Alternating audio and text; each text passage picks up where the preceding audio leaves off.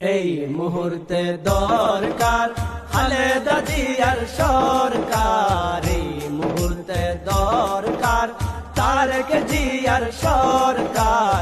এই কথাটি সকল মানুষ বলে শুধু বারবার, এই কথাটি সকল মানুষ বলে শুধু বারবার। দেশের মানুষ ফিরে পেতে চায় ভোট দেওয়ার অধিকার, দেশের মানুষ ফিরে পেতে চায় ভোট দেওয়ার অধিকার। দ্রব্য মূল্যের ঊর্ধ্বগতি, বিদ্যুৎ নাই ঘরে জ্বলে না বাতি।